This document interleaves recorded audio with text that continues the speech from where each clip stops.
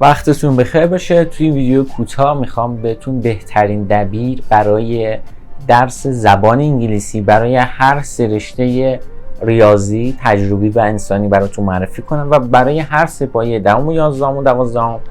این دبیر بهترین دبیری هست که ما بین دبیرهای زبان انگلیسی میتونه بهتون کمک کنه و آقای علی قیومی هست که توی ماز تدریس میکنن و به نظر من بهترین دبیر زبان انگلیسی هست و میتونید با استفاده از این دبیر در واقع نمره بالایی بگیرید. میدونم که خیلی دبیرهای دیگه هم برای درس زبان انگلیسی هستند، خیلی دبیرهای دیگه و در مؤسسات مختلف حتی به صورت در واقع آزاد، یعنی تک نفره، باز یعنی فارغ از مؤسسه خاصی تدریس انجام میدن و خیلی زیاد. اما ما بین این دبیرها واقعا بخوام باتون صادق باشم بهترین دبیر علی قیومی هست که توی ماست تدریس میکنه و هر سه رشته 10 و 11 برای هر سه رشته ریاضی و تجربی انسانی و برای هر سه پایه کلاس داره و میتونید از این دبیر استفاده کنید. میدونم خیلی از دبیرهای دیگه هم هست، مطمئن باشید من پیگیری‌ها رو کردم، رفتم دیدم، باب میلم واقعا نبوده و به نظر من اگر میخواهید باز مطمئن‌تر بشید راجع به دبیرها، حتما از رتبه برترهای سالهای قبل بپرسید که کدوم دبیر خوبه، تجربیاتشون از سایر دبیرها بپرسید، اما مطمئن باشید و شک نداشته باشید که بهترین دبیر که در واقع توی درس زبان انگلیسی میتونه شما رو کمک کنه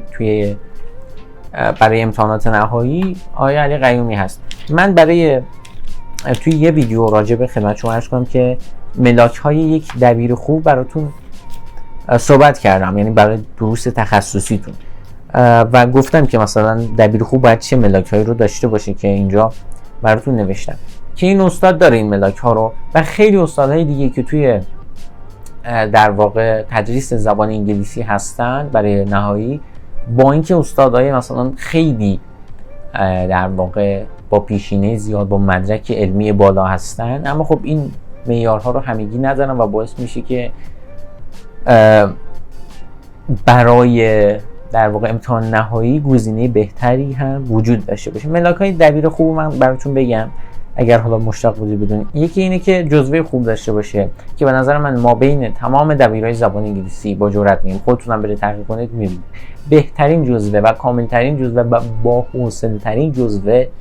در واقع برای قیومی هست.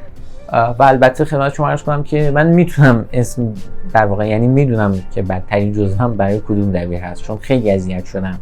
سر اون جزوه و دارمش جزوه رو و خب خیلی درگیری بود، ولی با اینکه